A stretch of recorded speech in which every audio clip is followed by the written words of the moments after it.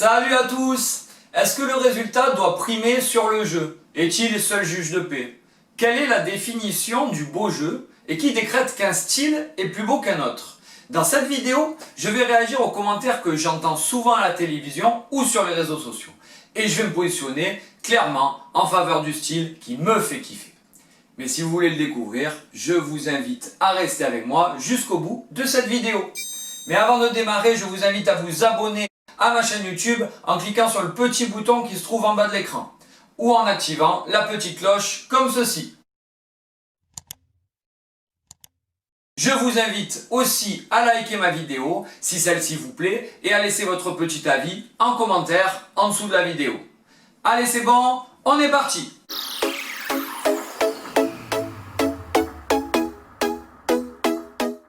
Moi, je préfère perdre en développant du beau jeu plutôt que de gagner sans rien produire. Moi, je m'en fiche du résultat. L'important, c'est que mes joueurs, ils jouent bien. Moi, ce qui m'importe, c'est que mes joueurs, ils fassent du beau jeu. On a peut-être terminé 15e du tournoi, mais nous, au moins, on a joué au football. Voici le genre de discours que j'entends régulièrement et qui m'agace particulièrement. Car oui, le résultat ne doit pas passer avant tout. Chez les joueurs en formation, il y a bien d'autres valeurs à inculquer que la gagne coûte que coûte. Je le prône autant que vous. Mais qui a décrété que votre style de jeu était plus beau que celui de votre adversaire? Pourquoi une façon de jouer serait plus belle et plus louable qu'une autre? Nous y reviendrons un peu plus tard dans cette vidéo. Mais ce qui m'agace surtout, c'est qu'on prend le prétexte du beau jeu pour excuser une défaite. Ce que j'apprends moi à mes joueurs, c'est que si on a perdu, on a été moins bon que notre adversaire, point à la ligne. Le résultat révèle le fait que notre adversaire a été meilleur que nous.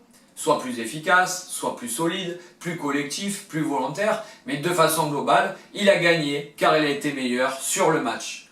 J'interdis à mes joueurs de penser qu'une décision arbitrale, la chance, le terrain, le vent, le ballon a influé sur le résultat du match. Le résultat de la rencontre est là pour démontrer la supériorité d'une équipe par rapport à l'autre le temps d'un match. C'est ça le sport, c'est ça la vérité du sport et on doit l'accepter. Donc dire qu'on a perdu mais qu'on a été meilleur que son adversaire, qu'on a développé un plus beau jeu, etc., je ne le conçois pas. C'est un peu refuser la défaite, refuser la vérité du terrain et se trouver des excuses. Les enfants doivent apprendre à perdre, il n'y a rien de grave là-dedans, rien de grave dans la défaite. Mais ne trouvez pas de justification ou d'excuses, car la défaite, elle permet d'identifier les aspects à travailler et sur lesquels progresser. Vous avez peut-être développé un super jeu collectif qui n'a pas d'égal, mais si vous avez perdu, c'est peut-être que dans la tactique, l'engagement, la concentration, vous avez été moins bon. Donc résultat, vous avez moins bien joué que votre adversaire. Si un éducateur se satisfait d'avoir bien joué, et encore il faudrait trouver la définition du beau jeu dans un dictionnaire, et qu'il met en avant lors d'une défaite la supériorité technique de son équipe ou je ne sais quel principe de jeu, j'ai l'impression que c'est un éducateur qui refuse ou qui éprouve des difficultés à identifier les marges de progression de son groupe. Si tu as perdu, c'est que tu as été moins bon dans certains registres, et c'est sur ces registres-là que tu vas travailler par la suite avec ton groupe. Car le foot, c'est différents styles, différents registres, il y a du beau, il y a de l'engagement, il y a de la solidité, mais c'est la combinaison de tous ces registres qui font les résultats et les grandes équipes, et qui font que tu as bien joué ou non. Pas question de privilégier un aspect plutôt qu'un autre, et un style de joueur ou un style d'équipe ne mérite pas plus de laurier qu'une autre.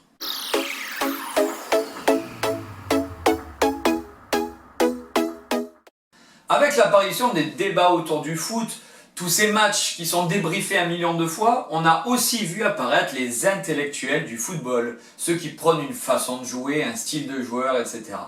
Mais ces intellectuels, ils n'ont souvent jamais fait partie d'un groupe, d'une équipe.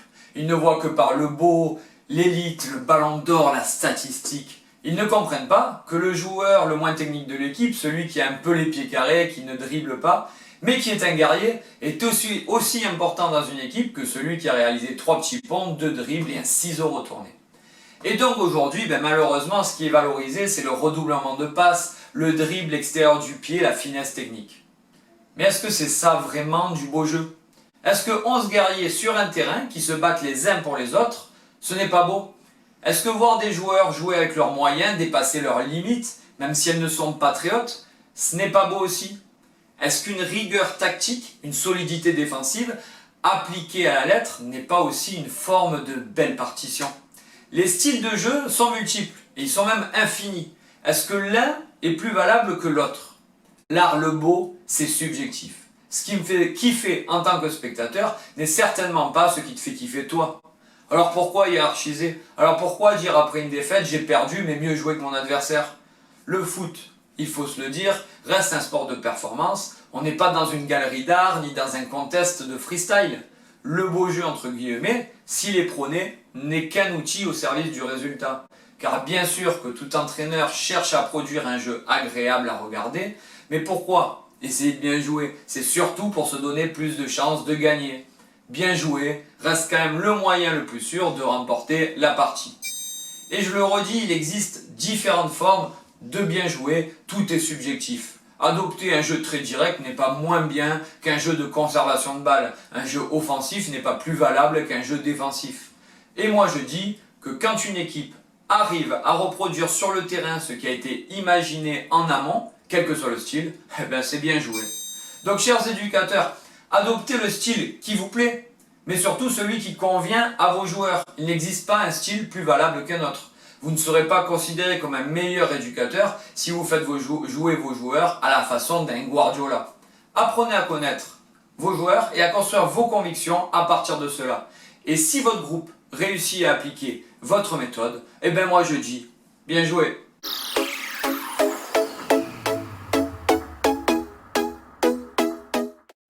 Qui peut décréter que tel jeu est beau, que celui-ci est laid, que celui-ci doit être valorisé et pas celui-là? J'en ai parlé tout à l'heure quand je vois que la plupart des intellectuels du football trouvent le moyen de critiquer l'équipe de France 2018, championne du monde, et le style prôné par Didier Deschamps. On est sérieux là? Et ben moi j'ai kiffé le jeu proposé par l'équipe de France en 2018, et bien plus que celui de 1998. Il y en a quand même qui ont la mémoire courte. Car en 1998, à part la deuxième mi-temps contre la Croatie et la finale contre le Brésil, c'était quand même pas folichon. L'équipe de France 2018, c'est quand même 4 buts contre l'Argentine, 4 buts en finale et un quart et une demi super maîtrisés contre deux équipes redoutables. Alors oui, ce n'était pas 250 passes à la minute, mais un ballon remonté en 3 secondes et 3 passes. Mais au moins, il se passe quelque chose. Et pour ma part, je m'ennuie pas. Demandez aux Italiens s'ils ont critiqué leur vainqueur en 2006. Ou aux Portugais s'ils ont dénigré les vainqueurs de l'Euro 2016. L'équipe de France 2018 était à l'image de leur coach. Efficacité, collectif, rigueur, moi j'ai trouvé ça très beau. Une équipe qui n'est pas forcément la plus forte potentiellement parlant, mais qui domine la compétition à ce point et qui la remporte, moi désolé de vous dire ça, mais j'ai kiffé. Et si j'aime autant ce jeu direct, ou même le jeu anglais à l'ancienne, avec des longs ballons devant, c'est qu'en tant que spectateur, je m'éclate à regarder une équipe qui cherche à porter le danger rapidement. Ça amène du rythme, des déséquilibres, on vibre, on ne s'ennuie pas quoi. Et je m'ennuie par contre royalement devant ces équipes qui font 150 passes avant d'entrer dans les 40 derniers mètres adverses, devant ces latéraux qui plutôt que de centrer au risque de perdre le ballon ou même, pourquoi pas de marquer, préfèrent revenir 40 mètres en arrière pour repartir dans une side pass. Je n'arrive pas à comprendre ce jeu arrêté, faire marchand, sans trop de rythme, surtout quand on n'a pas les joueurs pour produire ce jeu et pour créer le déséquilibre. Car faire 1000 passes dans un match c'est bien beau, mais ça doit avoir une finalité, celle de mettre en danger son adversaire et de marquer. Et j'ai parfois l'impression que cette logique, elle est oubliée, surtout au haut niveau. Alors oui, tous les amateurs de football, ils ont aimé le jeu de Guardiola avec le Barça et celui de la Grande Espagne. Bon, moi, je n'étais pas un grand fan, mais je peux avouer qu'il y avait de très belles phases de jeu et du talent. Mais pour autant, doit-on tous jouer comme ça? Ces équipes, elles ont réussi à jouer de cette manière, car c'est la meilleure de façon de jouer avec les joueurs qu'ils possédaient. Quand on n'a pas dans son effectif des Xavi, Iniesta, Messi, pourquoi on va s'entêter à jouer ainsi? Pour apparaître aux yeux de tous comme un bon entraîneur? Pour être considéré comme l'entraîneur qui produit du jeu? Ça veut rien dire tout ça. Si j'ai que des joueurs au pied carré, je ne vais pas demander à mon équipe de produire un jeu de passe. Comme je ne vais pas prôner un jeu direct si je n'ai pas des joueurs rapides. Donc évitons un peu de valoriser un style plus qu'un autre, car ils sont tous valables. Et il faut trouver celui qui convient aux qualités de vos joueurs. Ne leur imposez pas une façon de jouer, c'est leurs compétences à eux qui vont vous imposer un style. Pour conclure, je dirais que vous ne serez pas un bon coach qui fait du beau jeu si vous suivez simplement la mode, ce que disent les médias. La qualité d'un football, elle ne se mesure pas au nombre de passes, de dribbles et de buts.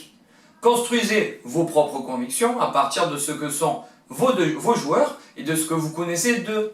Et si vous réussissez à créer un style qui leur convient et qu'ils appliquent parfaitement, je serai le premier à dire c'est bien joué, voilà du beau jeu. Voilà, je crois avoir fait à peu près le tour de la question. J'ai partagé mon avis avec vous comme je le fais régulièrement, mais celui-ci n'engage que moi, bien entendu. Je ne prétends pas avoir la science infuse, ni être en mesure de donner des leçons à d'autres éducateurs, loin de moi cette idée. Si ce sujet vous a plu, n'oubliez pas de vous abonner à ma chaîne YouTube, de liker ma vidéo en cliquant sur le petit pouce et de laisser un petit commentaire dessous la vidéo pour donner vous aussi votre opinion. Vous pouvez aussi proposer toujours en commentaire d'autres sujets de vidéos que je développerai plus tard avec grand plaisir. Avant de vous dire bientôt, je vous propose de rester encore un petit peu avec moi en cliquant ici pour suivre une autre vidéo. Voilà, je vous souhaite de passer une bonne fin de journée, je vous dis à très bientôt sur ma chaîne YouTube. Ciao ciao!